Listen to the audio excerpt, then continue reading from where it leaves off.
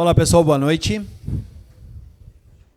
Nós estamos quase terminando nossa saga nas parábolas de Jesus. E hoje talvez nós vamos olhar uma das parábolas mais famosas.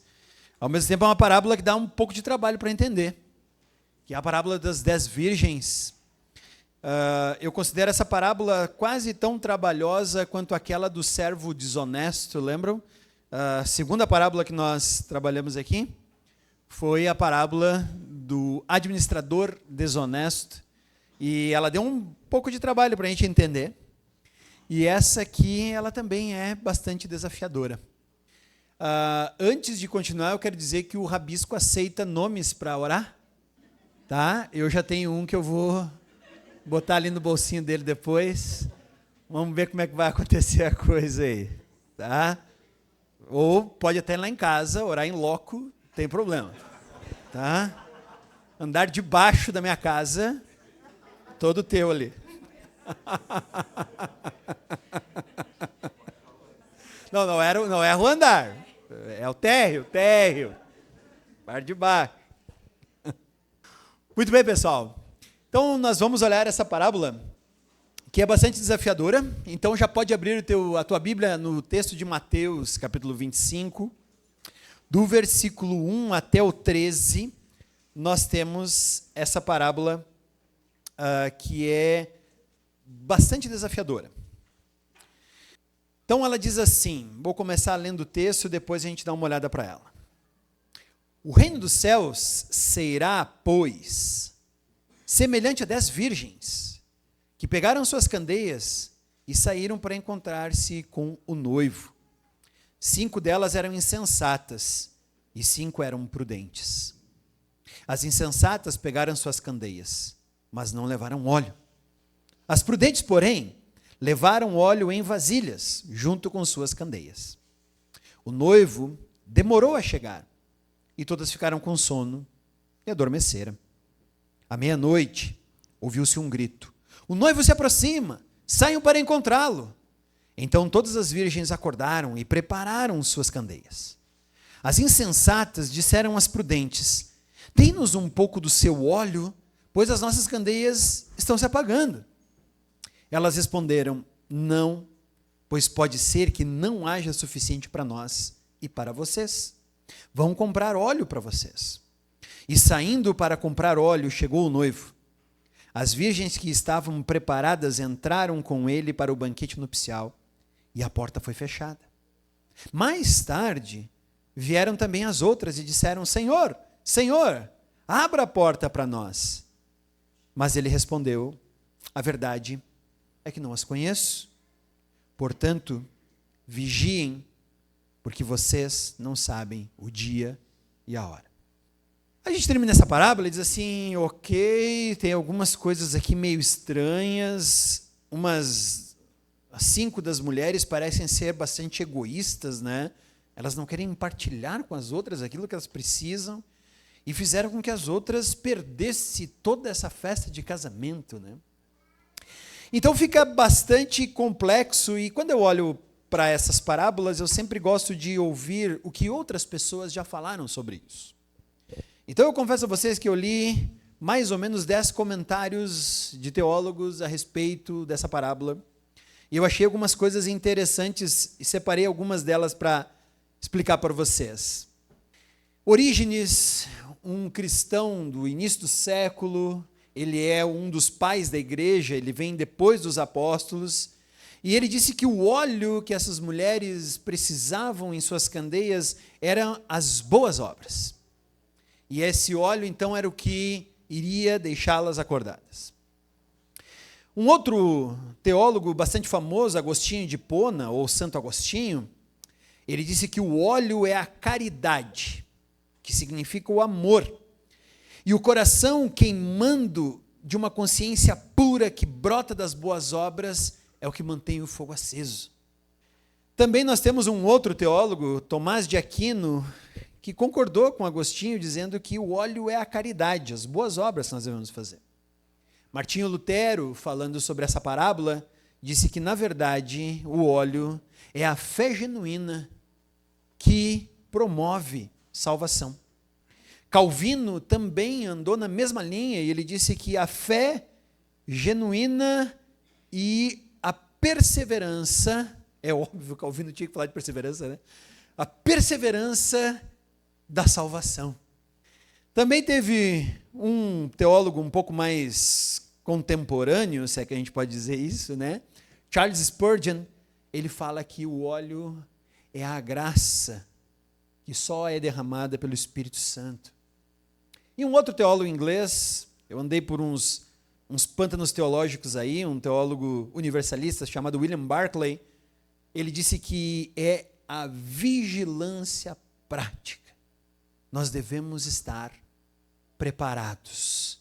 O que eu achei bastante interessante de um teólogo que é universalista, de uma parábola de gente que ficou fora, eu achei que ele foi muito coerente. Alguns teólogos também, no seu comentário, classificaram diferente a quem eram essas virgens. Alguns teólogos, como por exemplo Agostinho, Lutero, Calvino, Spurgeon e o próprio Bloomberg, eles são da linha aliancista e eles disseram que essa parábola, então, é para todo mundo, judeus e cristãos que estão na esperança da sua salvação. Já alguns outros, como o Scofield e o Hyrie, que são de uma teologia mais dispensacionalista, ou seja, eles têm a tendência de separar Israel da igreja, eles disseram que essa parábola não é para cristão, é apenas para os judeus, porque a igreja é a noiva que já está lá na festa. Então não é para nós. É estranho também essa posição, né? Então nós vamos tentar juntos agora, quem sabe, talvez encontrarmos biblicamente o que essa parábola quer realmente nos dizer. O que essa parábola... Opa, não liguei aqui. Agora sim. O que essa parábola tem a falar para mim, para você e para cada um de nós, porque ela está no Evangelho, ela sai da boca de Cristo e nós vamos tentar entender. Para entendermos o contexto, a gente tem que voltar pelo menos um capítulo aí no livro de Mateus, que é o capítulo 24. E provavelmente você, se você tem uma Bíblia traduzida aí, você vai ver no capítulo 24, logo no início, provavelmente vai ter um subtítulo dizendo assim, o sinal do fim dos tempos. E uma outra parte, ali no versículo 36, vai começar assim, o dia e a hora da volta de Jesus são desconhecidos. Estou certo? Viram aí? Bom, o contexto é esse. A NVI, infelizmente, ela omite uma palavra que conecta o capítulo 25 ao 24, uma pequena palavrinha grega chamada toté, que significa que então. Então, logo depois que foi narrado o capítulo 24, então Jesus conta essa parábola, para justamente ligar essa parábola à volta de Cristo. Então, essa é uma parte importante, que a NVI omite, a Almeida não omite, a Almeida tem ali o então, ou portanto, antes de começar o capítulo 25, é exatamente isso que, infelizmente, a NVI omitiu. Mas, então, essa parábola, ela está conectada à volta de Cristo. Cristo está explicando para os seus discípulos o contexto do que deveria acontecer antes da sua vinda, e o versículo 25 é como o seu povo deve esperar a sua vinda.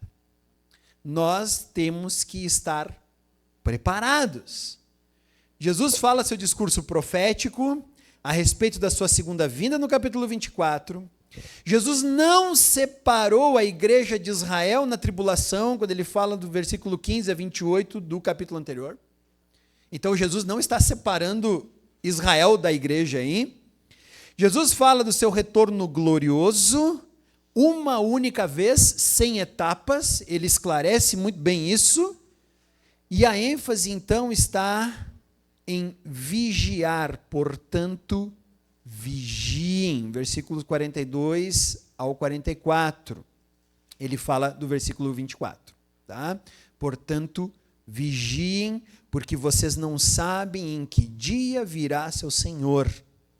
Mas entendam isso, se o dono da casa soubesse a que hora da noite o ladrão viria, ele ficaria de guarda e não deixaria que a sua casa fosse arrombada. Assim vocês também precisam estar preparados, porque o Filho do Homem virá numa hora em que vocês menos esperam. Aqui está o contexto de toda essa parábola. O dia do retorno de Jesus é um mistério que nós não sabemos. A parábola do servo fiel, que vem um pouquinho antes dessa parábola, ela fala sobre arrumar a vida e fazer ser encontrado fazendo o que o seu Senhor pediu para que fosse feito. É esse o contexto, então, de Mateus, capítulo 25, de 1 a 13, que acabamos de ler. E a metáfora que Jesus está usando, ela se baseia em um casamento judaico. As parábolas, elas não são uma teologia à parte. Elas são apenas ilustrações de uma verdade que Jesus está falando. E aí vem a pergunta, tá, e como é que funcionava esse negócio de casamento judaico? Primeira coisa que os noivos faziam era receber a notícia de seus pais que o casamento havia sido afirmado por eles e pela outra família. Você diz, como é que é? Não é assim, os noivos se conheciam romanticamente, davam as mãos e saíam pelo Jardim das Oliveiras. Não era assim no contexto judaico. O casamento, ele era um acordo que os pais faziam para a coisa já acontecer. Já vi isso acontecer em igreja, tá? Nasce um bebê e nasce uma bebê, os pais já se combinam, e vão se casar. Não sabemos, talvez sim, talvez não. Em geral, eu vou dizer para vocês que de todo mundo que eu já conheci, que era a mesma idade, faziam a parte da mesma igreja, andavam junto no grupo de pré-adolescentes, adolescentes, jovens, ninguém casou. Todo mundo arrumou outros noivos, tá? Então, toma cuidado, não bota essa pressão ainda nas figuras. Mas então os pais faziam um acordo sobre o compromisso de casamento. Quando chegava a época em que eles já tinham a responsabilidade por si de assumirem esse compromisso, vinha o noivado. Como é que funcionava o noivado? O noivado acontecia na casa da noiva. Toda a família do noivo ia para a casa da noiva e lá eles faziam, então, uma cerimônia de noivado. Não era o casamento, mas tinha quase tanta seriedade quanto. Para você ter uma ideia, o compromisso de noivado, ele era considerado um casamento no sentido de que, na lei judaica, quebrar o noivado era considerado divórcio. Agora você entende o porquê que José queria secretamente terminar o seu compromisso com Maria quando ela estava grávida e eles ainda não tinham casado. Mas eles já eram noivos. A Bíblia fala que ela já tinha um compromisso com José e José com Maria. Então, por isso que quebrar não é que nem hoje, não, vou terminar o noivado, manda lá o WhatsApp, acabou, tá? Legal, foi muito bom, mas eu acho que a gente precisa conhecer outras pessoas, ou, não, olha, não é com você o problema, é comigo, então, né? Faz tudo pelo WhatsApp, não precisa fazer mais nada hoje em dia, né? Noivado não era assim, ele era considerado bastante sério. Se um dos dois noivos morresse, a mulher era considerada viúva. Para você ter uma ideia de como era sério. Por isso, agora, Paulo está falando lá para Timóteo, dizendo assim, muito cuidado, não se precipite em dar o certificado de viuvez para uma mulher, porque ela pode vir a casar novamente.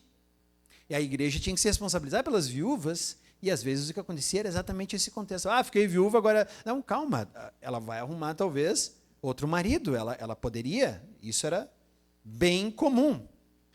E aí então, depois do noivado, havia esse compromisso, o noivo voltava para sua casa, a noiva ficava na sua casa. Às vezes o noivo deixava um amigo lá para cuidar de tudo o que a noiva precisasse, mas... o que acontecia é que era a partir de agora, eles ficavam esperando o noivo vir buscar a noiva. Então o noivo vinha com um grupo de pessoas, pegava a noiva, levava para a sua casa e lá sim acontecia a festa de casamento. Por isso essas 10 virgens estão esperando o noivo. E elas ainda não sabem direito quando o noivo vem. O noivado foi declarado. Quando Jesus veio à terra, ele inaugura o reino. O reino começa a acontecer no coração de todos aqueles que já creem nele. E na convicção de que ele voltará. Por isso que João 14, quando a gente lê, às vezes a gente faz isso inclusive em velórios, Jesus fala: eu estou indo preparar morada para vocês. Senão eu não teria dito. Mas eu vou lá, na casa do meu pai, tem muitas moradas, eu vou lá preparar para vocês, deixarei o Espírito como amigo do noivo e retornarei para buscá-los. Por isso que quem morre em Cristo, como o André falou para nós aqui, morre na esperança de que Jesus voltará para nos buscar. É essa a ideia. Então agora elas estão esperando o noivo voltar. As virgens estão na iminência, então elas já se prepararam. Vamos esperar o noivo voltar. Vamos, que legal. Quando ele voltar, nós vamos juntos. E aí, às vezes, o que acontecia era que o noivo vinha na madrugada, levava a sua noiva, e todo mundo, então, com a sua própria lâmpada, ia na direção em que seguia todo o grupo. As virgens, então, estavam esperando essa chegada do noivo que levaria a noiva para a sua casa e participariam das bodas de casamento. Apocalipse diz que vai ser a festa mais linda que você pode pensar, é o casamento da noiva e do cordeiro. As bodas que estão prometidas. Mas tem um problema. Metade delas não se preparou para uma eventual demora do noivo. E eis que elas se pegaram sem óleo, sem azeite, que era o que abastecia essas lamparinas. E este se mostrou ser indispensável. Sem azeite, elas não tinham como seguir o próprio Cristo. E o azeite é intransferível, tanto que elas pediram para as outras, a gente não pode dar para vocês. Vocês tinham que ter o de vocês. Vão atrás, corram atrás. Não é possível ser compartilhado. De modo que, ao tentar ir atrás, elas perderam o cortejo e a oportunidade de entrar na festa de casamento. Então, tudo agora nessa parábola gira em torno da pergunta: o que é o óleo? O que é o azeite? O que Jesus está dizendo aí que nós precisamos? A parábola nos leva a uma avaliação, a uma reflexão a respeito da nossa própria vida espiritual.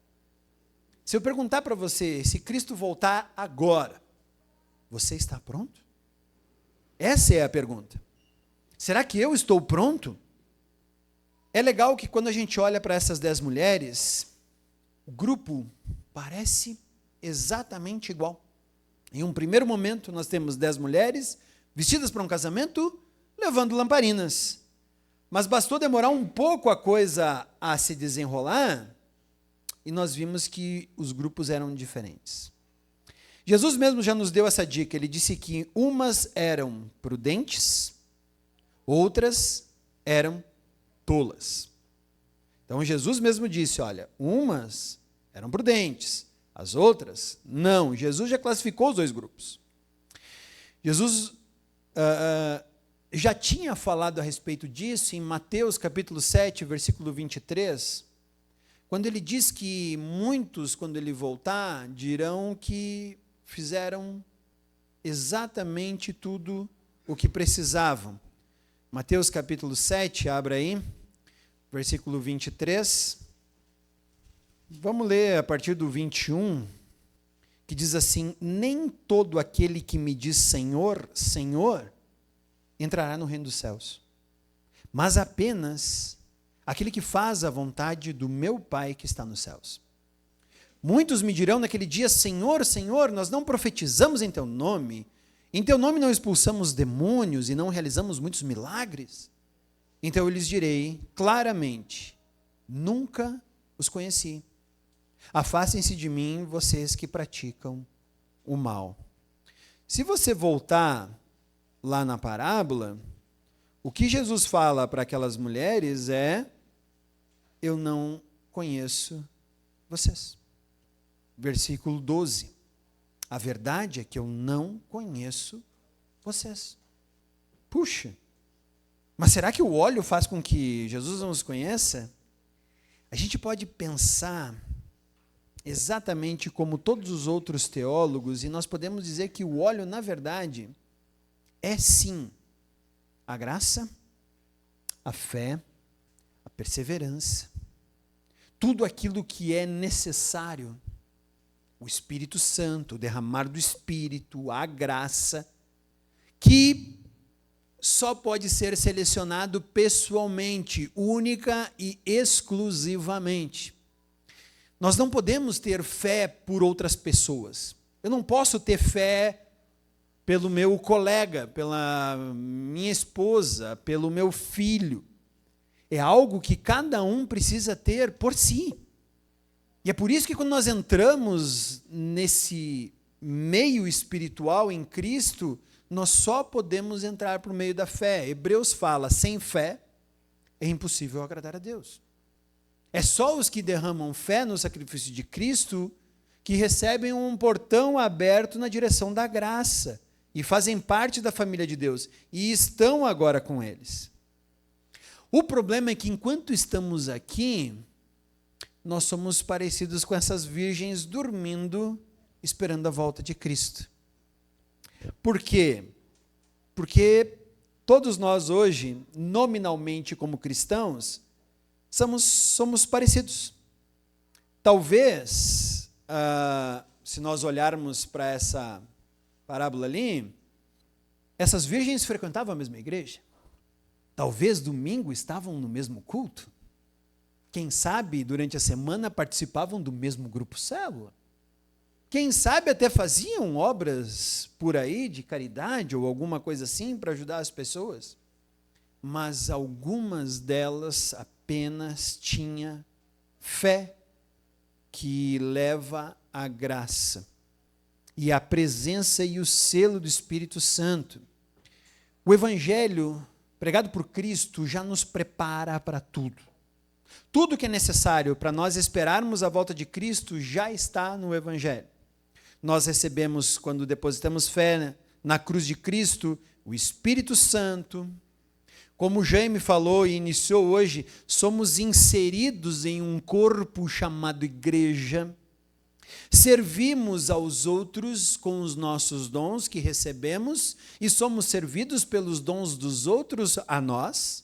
Por isso que participar de uma igreja é ser um cristão rico. Porque se eu sou um cristão que não participa de uma igreja, eu estou perdendo todos os outros dons que eu não tenho. Mas quando eu participo, eu recebo esses dons.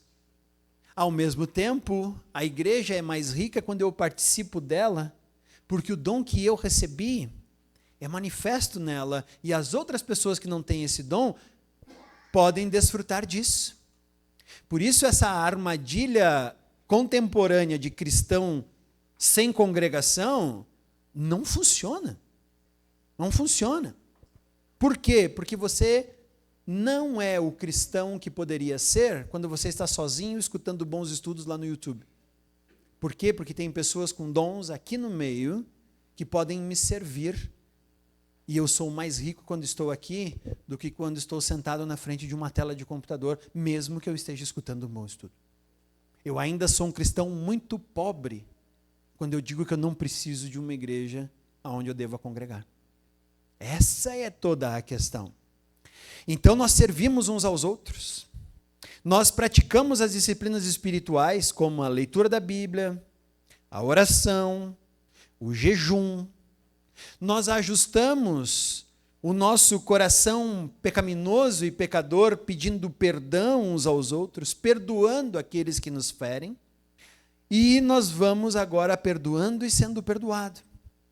E com isso nós estamos vigiando nossa vida para que as tentações não nos derrotem e nós continuamos expandindo o reino de Deus, evangelizando.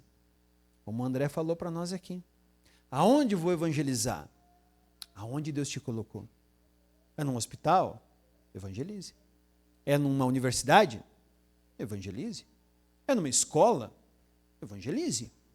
É numa empresa, dentro de um galpão fechado e trabalhando com outras pessoas? Evangelize. É vendendo e pegando um carro, indo até o cliente e tudo mais? Evangelize. Aonde Deus te colocou? É numa academia? É num grupo de luta? É num grupo de bicicleta? É num grupo de corrida? Aonde Deus te colocou? Evangelize. Quando nós fazemos tudo isso, nós estamos sendo prudentes. E estamos mostrando que, na verdade, a nossa vida está toda voltada na expectativa de esperar o noivo vir. Mas, às vezes, o noivo demora. E a gente vai cochilando, como todas as 10 fizeram. Mas se você fez o que é necessário, ao primeiro toque, ao primeiro som do noivo, você acorda e segue. É interessante que a fé é tão importante que é algo que as virgens que não tinham o óleo preparado não conseguiram nem por esforço próprio. E aqui entra a armadilha da religiosidade. Quando as 10 virgens falaram, vão atrás, arrumem o lugar, elas saem correndo. Elas correm, elas vão atrás, elas conseguem, e de repente elas batem na porta dizendo assim, conseguimos por nós mesmos e nosso próprio esforço o óleo. E talvez você diria assim, não, agora sim, Jesus se compadeceu, hein? Saíram no meio da noite, arrumaram não sei aonde um óleo, chegaram lá dizendo assim, conseguimos por nós mesmos. Mas o óleo e a preparação da tua vida não é algo que você faz no teu esforço religioso. Eu acabei de dizer que nós fazemos tudo isso, mas nós não fazemos tudo isso para alcançar o óleo. É porque o óleo já foi nos entregue e aí nós nos preparamos para isso. Mas a religiosidade, ela diz assim, não, você está quase lá, mas falta talvez uma peregrinação para um lugar. Você vai ter que andar a pé não sei quantos quilômetros, ou de joelho, sem tênis, ou sabe-se lá com o quê. Aí sim, aí você conseguiu. Ou talvez ela diz assim, não, você precisa ir para a igreja mais 15 domingos, ou acordar às 4 da manhã para fazer um tipo de reza preparada, em que você vai mostrar para Deus que você está realmente se esforçando para a coisa acontecer. E talvez você vai acordar às 3 da manhã e com sono, mas vai lembrar, vai dizer, não, Deus vai ver e vai dizer, opa, aquele ali não ora lá, está dormindo, esse aqui está acordado, esse vai, dá-lhe óleo para ele. A religiosidade diz que pelo nosso próprio esforço alcançamos o reino. E essa parábola diz que não é no nosso próprio esforço. A fé, a graça, a habitação do Espírito Santo, ela é necessária para a nossa vida e ela é intransferível. Talvez você caia na armadilha de dizer assim, não, peraí, eu vou orar por um parente meu que já morreu e aí ele vai alcançar a salvação. E é uma intenção muito boa, mas não tem como.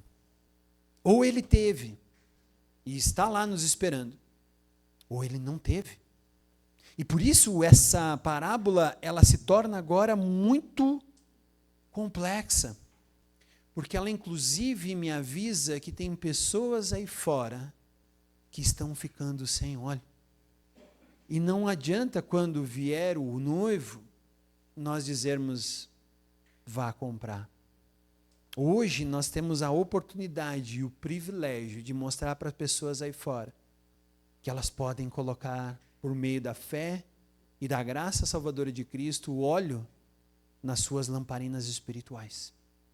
Ainda é tempo. O noivo ainda não veio. E mesmo que elas estejam cochilando, a gente tem que dizer, eu tenho algo importante para te dizer. Talvez pessoas no final da sua vida, em uma cama de hospital, que receberam um diagnóstico de uma morte iminente, mas alguém vai lá e diz, eu vim aqui avisar você que você precisa ter óleo para quando o noivo voltar. E vai ser muito gratificante vermos essas pessoas que incentivamos a ter óleo, que incentivamos a pegar-se a Cristo, que incentivamos a esperar agora ansiosamente uma vida espiritual lá, quando nós chegarmos lá. Quando nós fazemos tudo, começando pela fé, pela habitação do Espírito Santo, e a partir daí agora nós vamos enriquecendo nossa lamparina com cada vez mais óleo espiritual, nós somos as 5 virgens prudentes, que estamos prontos. Podemos até cochilar, mas quando o noivo voltar, nós acordamos e saímos correndo na direção dele. Já aqueles que não entendem o Evangelho, estão ignorantes a respeito da verdade espiritual em Cristo, podem estar até talvez muito próximos daqueles que têm, mas ainda não chegaram lá. Estão cegos e alheios à verdade espiritual. E quando acordarem, vão descobrir que foi tarde demais. Essa parábola das 10 virgens nos lembra que Jesus vai voltar. Ela nos dá a esperança completa de que um reino está sendo, nesse momento, uma realidade espiritual da qual você e eu vamos desfrutar, desde que depositemos a nossa fé em Cristo. Desde que nossa fé esteja firmemente, convictamente, realmente depositada na cruz. Jesus vai levar os seus. E nós vamos participar de umas bodas de casamento muito bonitas. A do Luiz e da Clara já foi bonita, mas aquela vai ser bem mais bonita. Nada contra, Luiz, mas eu acho que vai ser, tá? Jesus retornará para nos levar. O noivo vem pegar a noiva. E o noivo vai levar essa noiva para a sua festa. Quem não estiver preparado vai ficar do lado de fora. Vai dizer assim: puxa, mas eu até fui comprar óleo. Eu fui atrás. Eu estava te esperando. Eu até... E Jesus vai dizer: a verdade é que eu não os conheço. A parábola das 10 virgens é mais uma das parábolas que explica para nós como será a realidade do reino quando Cristo retornar. Você está esperando? Você está preparado? Você está pronto? Como é que eu faço isso? Você precisa ter uma conversa pessoal com Cristo. Você precisa firmar o compromisso de matrimônio com Ele. Mateus fala que em secreto você vai lá até o Cristo e em secreto faz um acordo com Ele. E Ele abre o reino dos céus para você. Puxa, e como é que as pessoas ao meu redor vão fazer isso? As pessoas que eu gosto, as pessoas que eu quero. Incentive-as a fazer mesmo. Porque a parábola das 10 virgens, ela nos avisa: Cristo vai voltar. Ele não foi embora para nunca mais voltar. Ele agora vai retornar. E esse é todo o contexto do casamento judaico. E aí a gente olha para Mateus 25, a gente olha para João 14, a gente olha para Apocalipse, e nós vemos que tudo isso agora está cada vez mais real. Nós somos as prudentes que precisam incentivar as outras a reservar óleo, a colocarem a fé salvífica. Não é encher a igreja. Ah, não, nossa igreja estava cheia domingo. Tá, beleza. De quê? De prudentes ou de insensatos? Das prudentes, elas saíram aqui mais esperançosas, estavam esperando? Sim. As insensatas acabaram sabendo que precisam guardar um óleo? Sim. Nós precisamos agora convidar as pessoas a virem até a cruz, a se ajoelharem diante dessa cruz e a dizer: Deus, por mim, eu não tenho como fazer, mas eu confio em Ti e nesse sacrifício, que de uma vez por todas é aquele que tira o pecado do mundo, que pega o meu coração, que antes era inacessível a Deus, e torna agora um filho do Pai. Fazemos parte da família. E agora não precisamos mais entrar na casa de Deus como se não fosse a nossa, porque ela é a nossa casa. É como se nós estivéssemos entrando na casa dos nossos pais.